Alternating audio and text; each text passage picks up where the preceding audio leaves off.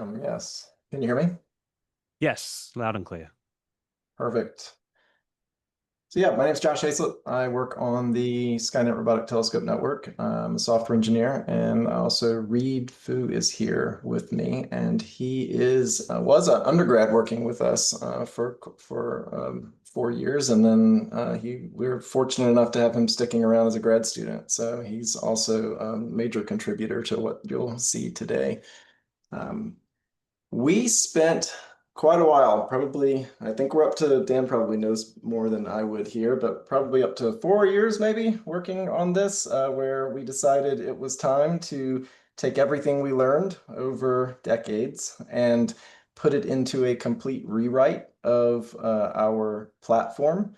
The goal here is to try to make something that can provide end-to-end astronomy for everyone, which you'll hear us reference as we go through the presentation today. And this is a one-slide presentation because I feel like it's going to be way more fun to just go through the website and show you what it looks like. But I always do kind of start by pointing out that Skynet is a little different than most telescope networks out there in the sense that we are a federated telescope network.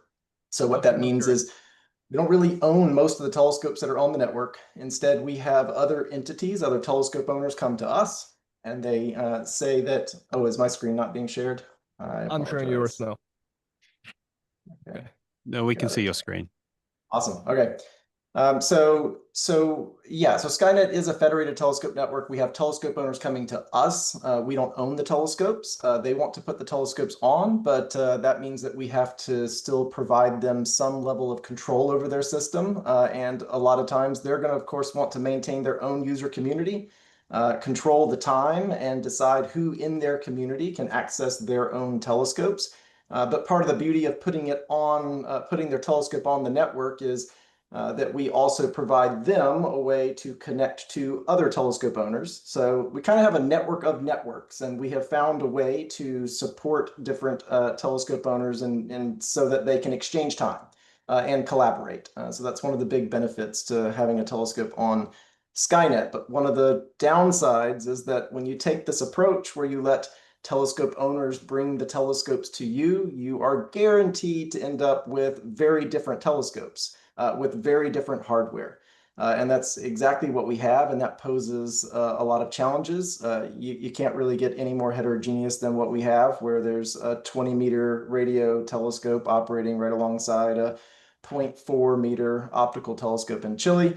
So it's very, very different hardware, and there are certainly a lot of challenges, not just in controlling all of that hardware in an automated way and orchestrating it, but also in working with observers and students, anyone who's trying to take data, because you learn very quickly that there are good ways and bad ways of asking observers to tell you what type of data they need. A lot of times you'll see systems ask for things like the exposure time, the exact exposure length that the observer wants, but that's really asking the observer to tell you how to take the data, not really what the data is that they need. So it's one of the lessons we learned early on, and we've really, really focused on that in this what we're calling Skynet 2.0, the rewrite. So really focused on trying to decouple those two things. Ask the observer what is to describe the data they need. Ask the telescope owner to describe the hardware they have, and then Skynet 2.0, the goal here is for it to serve as the piece that links those two up and figures out how to take the data and get it to the observer. So one slide presentation. Let's just hop out of here and go straight to the new site. So a lot of you, I'm sure in the room, have used Skynet 1.0. So this is all going to look very different. I'm just going to run through some of the pages or some of the different parts of the site, and then we'll probably jump over to the documentation for a minute, and we'll then go back into adding an observation, and then Reed's going to take over because he's done a lot of the work on the radio side, so you'll get to see what that looks like as well. Josh, Go ahead, Reed. So I'm sharing your screen right now. Do you want to share so we don't have Yeah, let me double share mine. It says okay, yeah, you have to stop sharing and then I'll be able to do it. Sorry, Yeah. It kept popping up the send request. So here we go. All right, is that working? Yeah, can you see the Yes. website? Okay, good. Yep. All right, so homepage, not really a lot here to show, but I think the point, one point I want to make is that unlike in 1.0, in Skynet 2.0, the idea is that we really do want to allow this to be for everyone. So we are going to have the page where you can come here and create your own account. So I'm sure most people are thinking, well, how am I going to observe on a telescope if I don't know any telescope owners? I come to the page and create an account. Are you really going to let me do that and not let me do any observing? No, we have worked through how we can make that happen. So I'll talk about that in a second. So this is kind of our landing page view. It's where you're going to land if you are a brand new user, someone who's not even created an account yet. Also, if you do have an account, this is where you're going to land because we do want to show you what the network looks like. I want to point out that this is all a dev setup. It's a full stack installation running on my desktop. So some of the things you're going to see, telescope ownership, the instrumentation, some things might not look right. And it's just because this is a full install running for dev purposes. So just wanted to point that out. Yeah, different views we want to make it interactive and fun to use. So showing which telescopes are on the network and where they are and providing information about them in a way that you can easily search and filter to understand what their capabilities are. That'll all be done on the network page.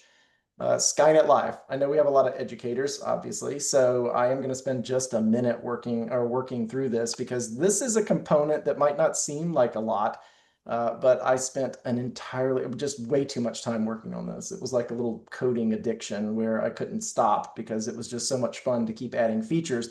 It's really just a stereographic projection. It's a component that's really just acting like planetarium software, right? I can provide it some position vectors and it's going to draw things, but we made it in a way that you can extend the behavior with plugins, and we made it fun to use by making it interactive. So in this case, I'm using it to show you the sky at a certain location and to show you what the current state of the telescopes are.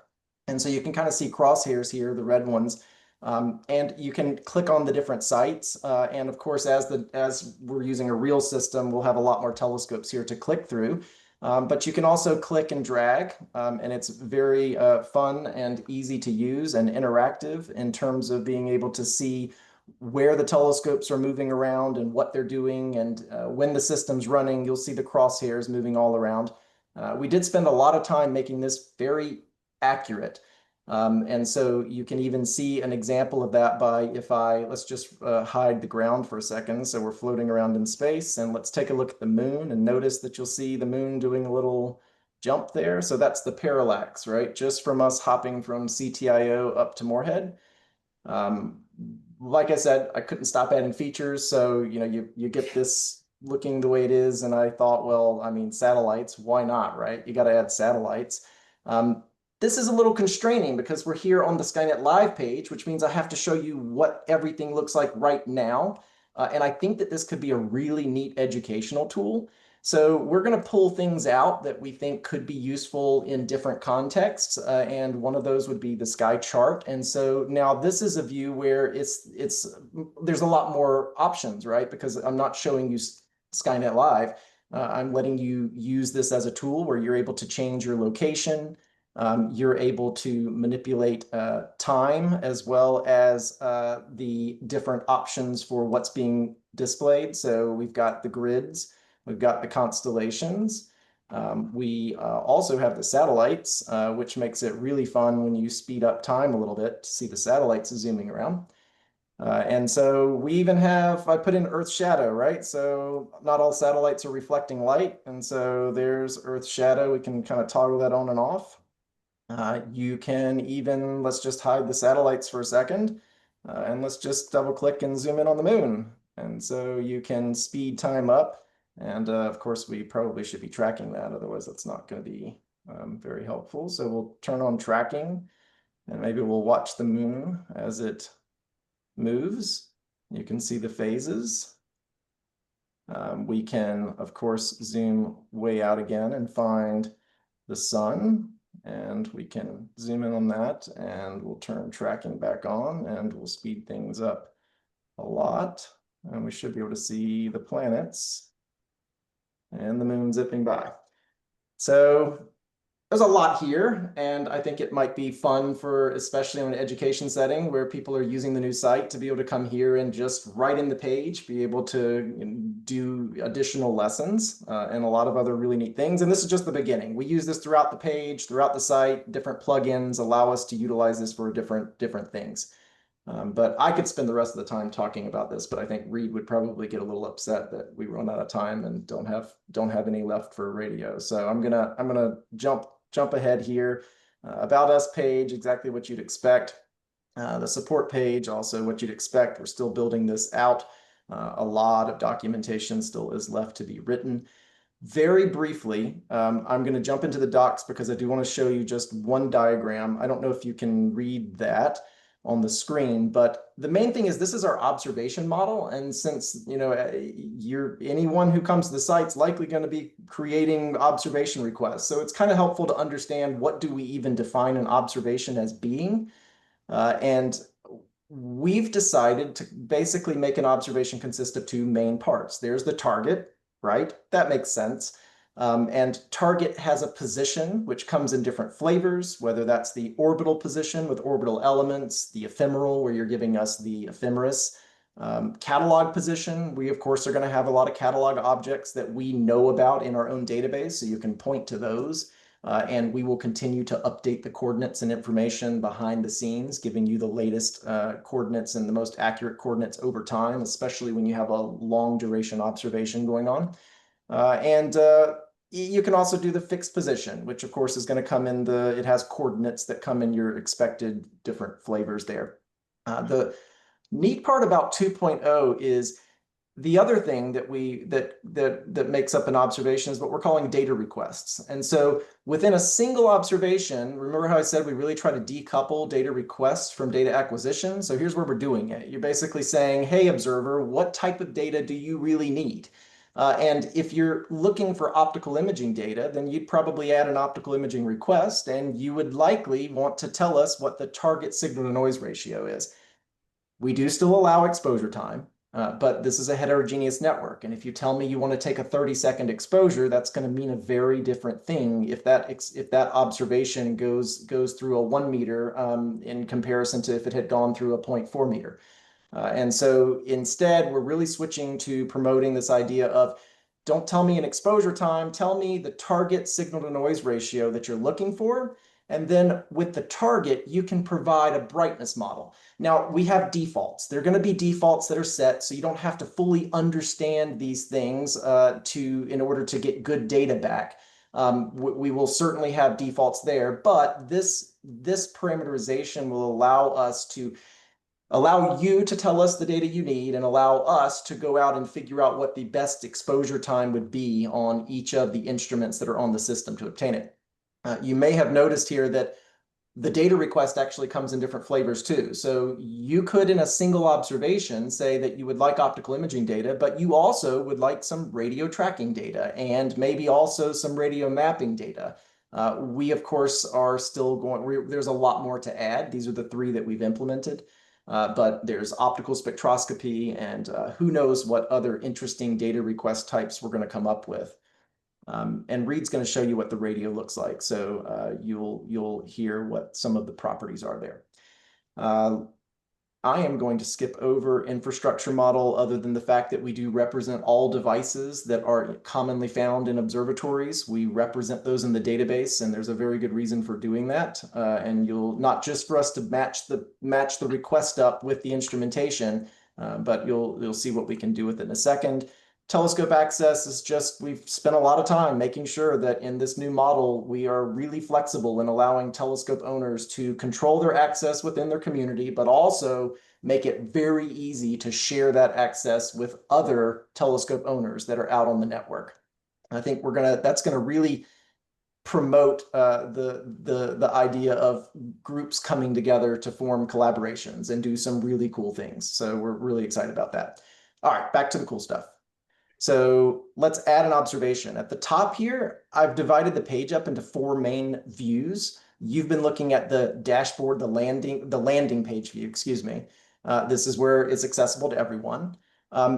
Once you create an account and log in, everyone's going to get their own page. It's their own view where you'll get to see all the resources you own, like your observations that you have submitted through time that you own, observing accounts that you own. If you're an organization that owns telescopes, or just an organization that you want to exist in Skynet and be able to receive time from other entities and control and have, work with your community, then you'll also have a separate page. So you can see that Skynet here is actually inside as an organization where we would be able to look at our own telescopes and see what they're up to. And so this is kind of the entity view is what I call it, where it's either a user or an organization and looking at their resources. Let's go to the third view, which is the adding an observation. So remember I said the goal here was to make this work for everyone. That's a tall order, right? I want professional astronomers to be happy. I want high school students to be happy, the general public. That's not possible with a single interface. So we've really embraced the idea of in 2.0 being able to provide different custom interfaces.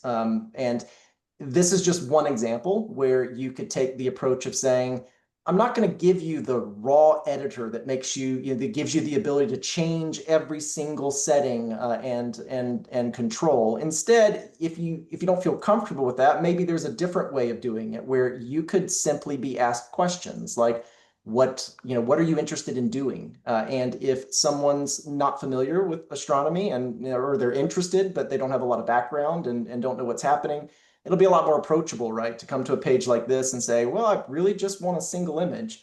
And yeah, I'd like for it to be good quality with maybe color or black and white, or do I want a galaxy or nebula?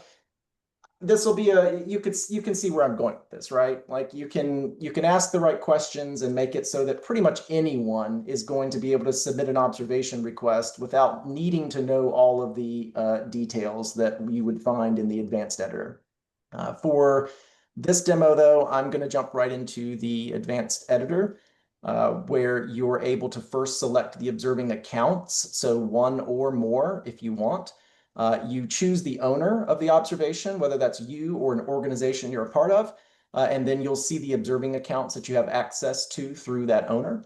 And once you've selected those, on the right side, you're going to start to see us pairing up your request to the instrumentation to give you an idea of what your observation would actually look like.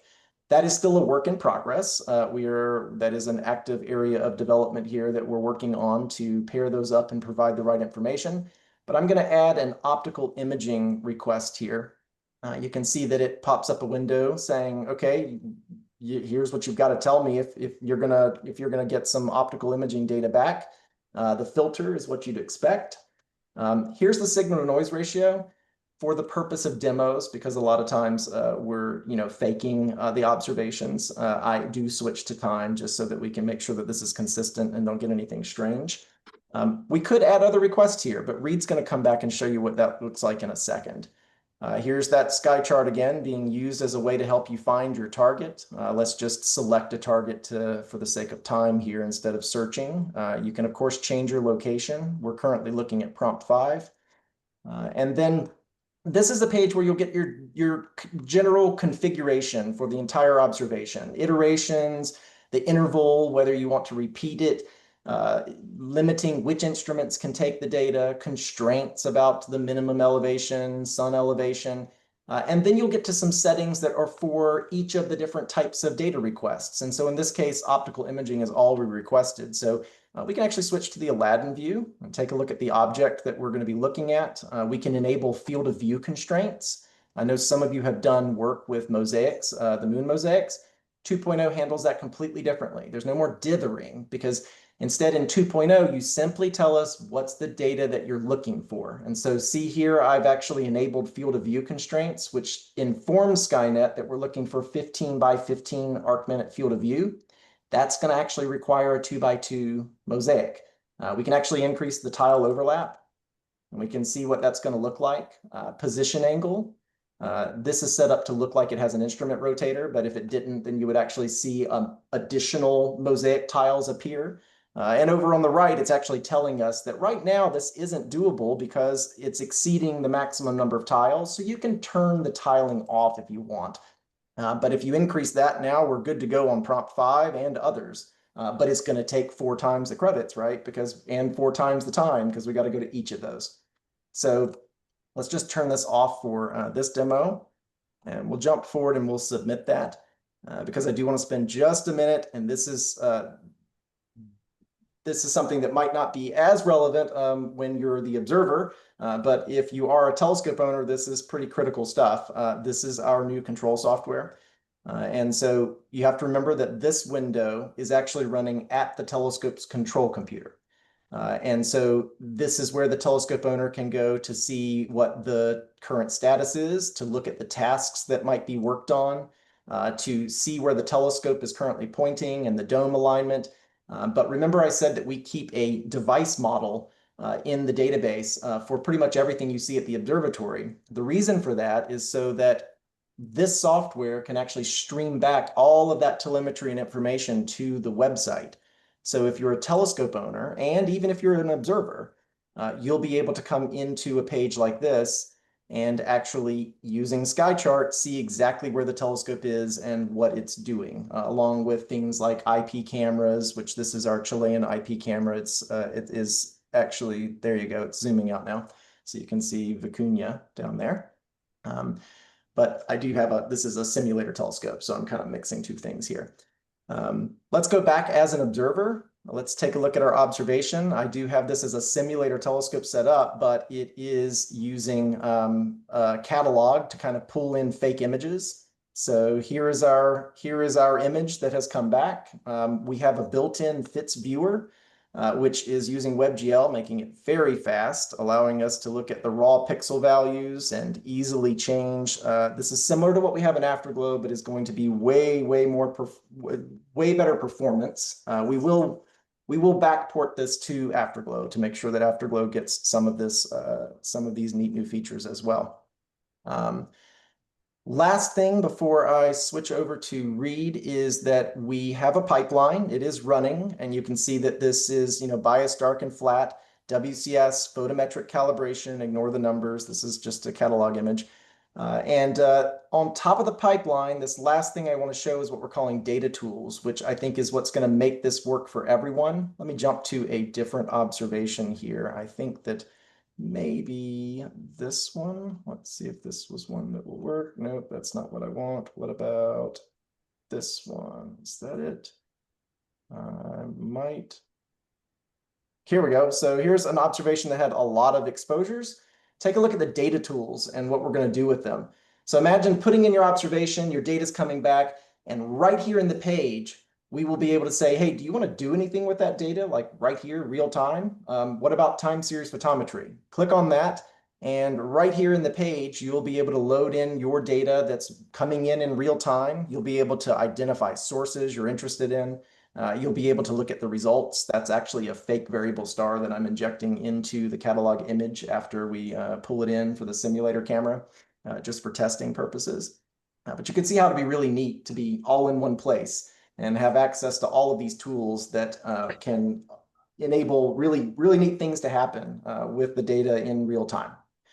I don't know how I'm doing on time, but I will stop here and I'm going to let Read take over in terms of submitting a radio observation and show you what that looks like.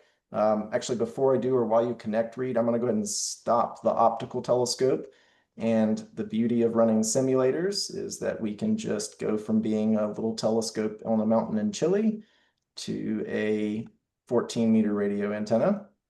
And we will use a driver that's actually the one we use for the 20-meter at Greenbank. It's just all sorts of strange combinations here.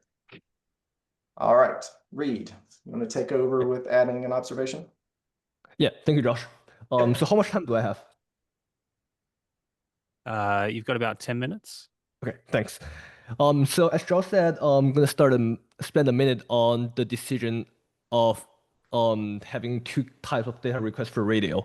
So when submitting a radio observation, it's gonna be similar to optical. You start with a time account that gives you access to radio telescopes. So radio tracking and radio mapping, so for us, it feels like they're very different data products, and you would do different analysis approach to them. For radio tracking, is a lot. Sometimes it's spectroscopy, and a lot of times it's time series. And in radio mapping, it's more about making a map and analyze the spectrum. So we think it makes sense to separate them into two different request types, and that would make it easier to describe the data, describe the observation, and easier to process the data. So as Josh said, we really want to drive home the point that to decouple data requests from data acquisition. So now when you create a data request for radio tracking, you don't really have to learn what exactly is every single spectrometer able to do. So you can just go ahead and specify the spectral information. So I'm gonna do something that's in S-band. So but to not to leave users completely clueless, we also show them hints on what instruments are capable of in the compatibility panels here. So I know S-band is something from 2200 to 2400. So I'm going to do something in the middle, 2300 megahertz. And I'm going to do 10 megahertz bandwidth.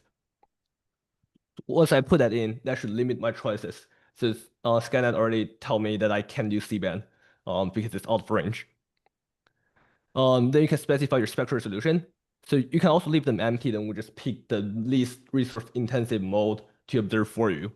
And the bad thing is you don't even need to know what mode are available to you because we do the matching in the backend. But if I do something really crazy, like a really high resolution spectrum mode, so the default low resolution mode is not going to work. It's telling me that it's in high resolution mode with a small bandwidth and a high resolution. I can also specify polarization. So if I do linear, then I can't because we don't have linear receivers on the 40 meter. Gonna go back to any or just off. You can also specify integration time if you want high time resolution for pulsars, for example. And you also need to specify duration. So the record continuum is for sliding spectrometers for some sites like Perry. Gonna save that. Turn this off for the time being. And save that. So radio mapping is very similar, except you don't specify the duration and integration time, because we can infer that from your mapping, which would make more sense once we get to that. So I'm gonna create a mapping request and a tracking request, just to kind of show you what we have for the configuration. So I'm gonna go to the location of where we have a telescope, which is Tasmania, where you are right now.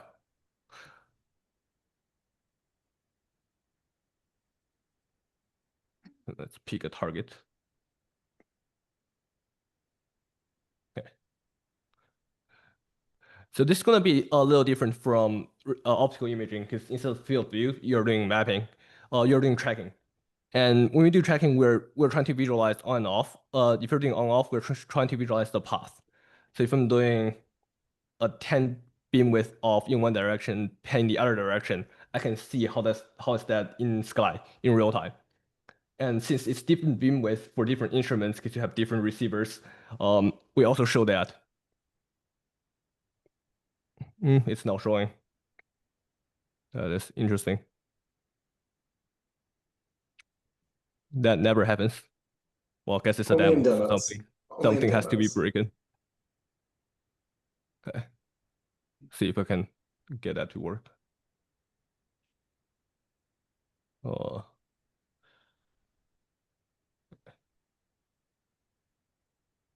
That is it's really not want to show. Okay. Well, I guess it's not want to show the different beam width. But you can also do it in degrees, and if you click on anywhere in the chart that sets the offset in degrees, because that's universal for all the instruments, you can also see it in Aladdin and see if you're doing measuring the velocity of a galaxy, and you definitely don't want your off to be somewhere on a source, so you can move it off of the source to make sure you actually get the clean on off. So for radio mapping, things are a little more complicated. So right now I'm going to show you how a daisy map is configured. So in Skynet 1, you have to tell us the duration and the number of petals. So basically you have to do the math yourself on paper to figure out what parameters make a map that you have dense enough points to actually process a map. But in Skynet 2, we handle that automatically. So you just tell us how big you want your map to be and what's the density along between the sweeps. So that's from paddle to paddle, and gap along the sweep. So that's along the path. And once you tell us either the slew speed or integration time, we can figure out everything from there. So we can figure out the duration that takes a while and number of paddles.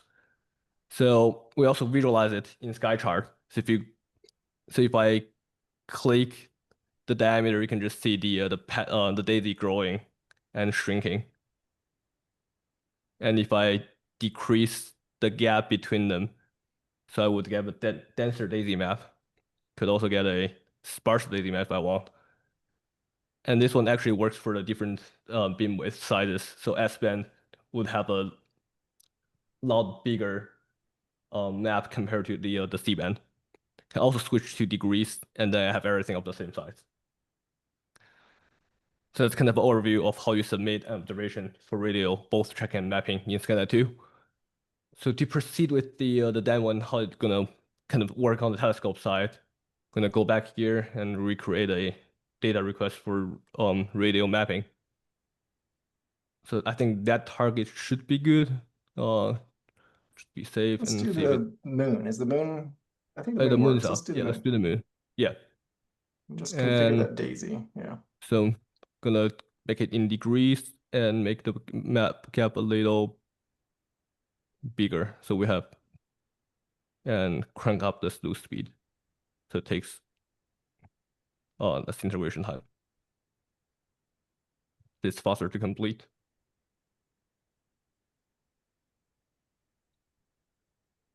Okay. Oh, love you too, boss. There we go. So I'm gonna submit. I'm gonna hand it back to Josh. All right. So if we take a look at this works the way we want, there's the task that the Skynet has picked up. And there goes the antenna now that is moving in that direction. And let's take a view from the website, which remember, the website view is going to be available to telescope owners and others who have permission to access it from anywhere. Let's take a look here and we'll zoom in and see what it's up to. Let's take off atmosphere and then let's put on the path history so that we can actually watch what it's doing. And so this is a driver that's using a simulator hardware, simulated hardware. And so the simulator is very similar to what it is a match to the hardware that's being used or that is driving the 20 meter in Green Bank, West Virginia. So it's as realistic as you can get without actually moving the real hardware around. But you can see off it goes to do the daisy pattern, and you'll be able to, from the site here, view the path history and make sure that everything goes the way you want it to go. I will say that we also support satellite tracking. So that's also a neat thing. I don't know what fun things can be done with that, but in tracking mode, you can absolutely select a satellite and you'll see the antenna work its way over to the right location and pick up speed and track the satellite. So that'll be fun to see what people can do, especially as we have radio telescopes spread out around the world, being able to track satellites as they go around. But yeah, so I think, did we miss anything, Reed? I think that was most of what we wanted to show, and I'm sure we're pretty close on time here. Yeah. Not sure if there's time for questions, but that's where we're at. And there's a satellite right there zooming by. Yeah. Do we have time for questions? Thank you very Patrick? much, Josh and Reed. Yeah, we have time for probably 2 questions in the room. Any takers? Is there a question online? Yeah, Josh or Reed, do you want to answer that question online from Thomas? Yeah, that's a Josh question. Let's see. Yeah.